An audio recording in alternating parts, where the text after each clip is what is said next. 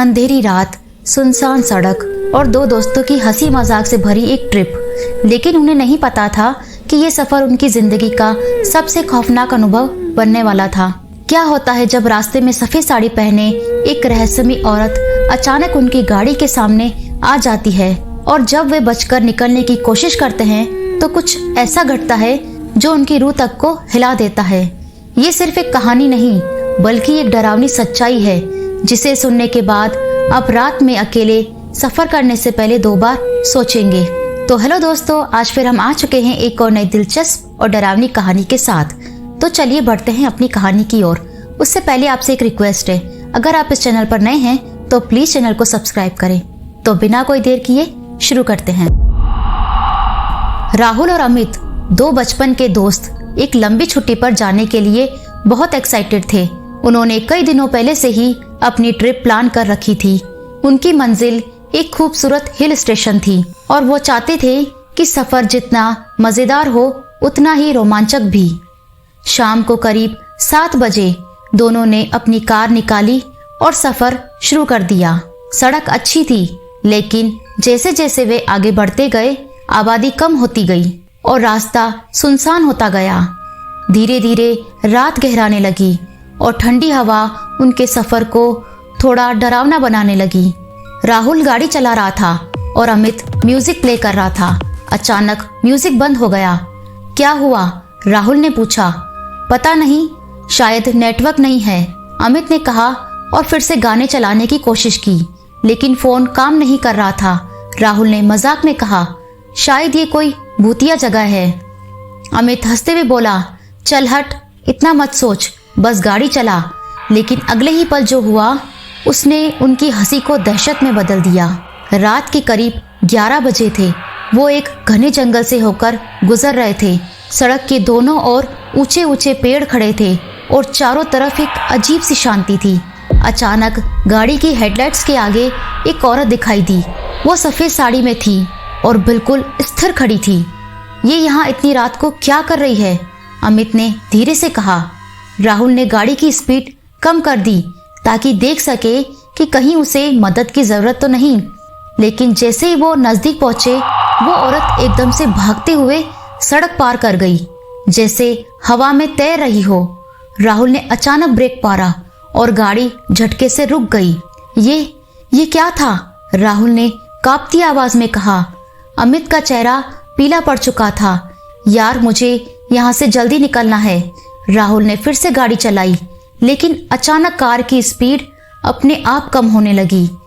राहुल ने एक्सीलेटर दबाया लेकिन कार धीमी ही होती गई।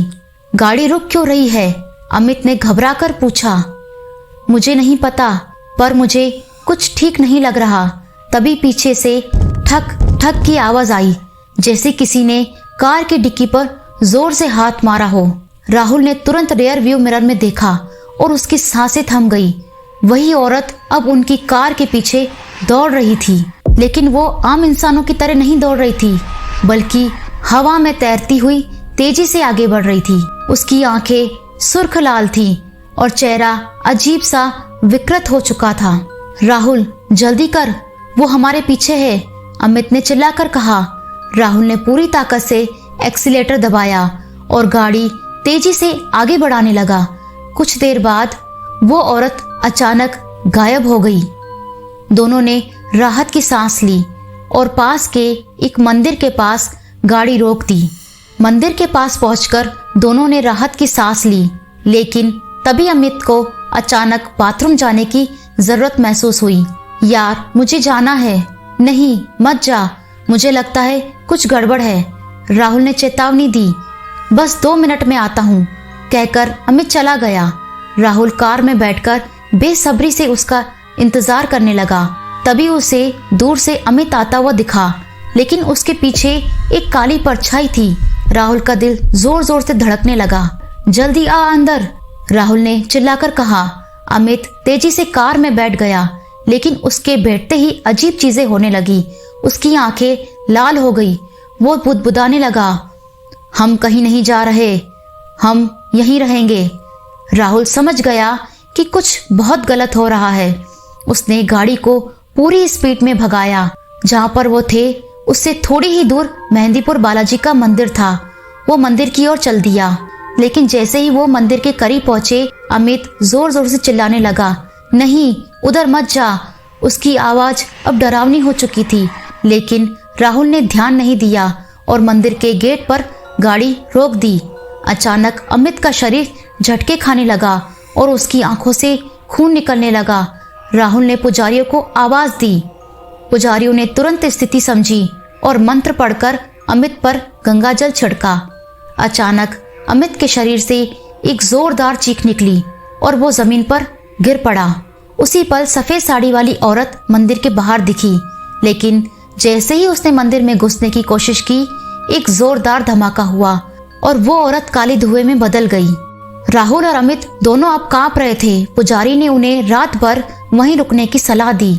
रात भर मंदिर के पास रहने के बाद जब सूरज की पहली किरण निकली तो दोनों को महसूस हुआ कि अब सब कुछ सामान्य हो चुका है।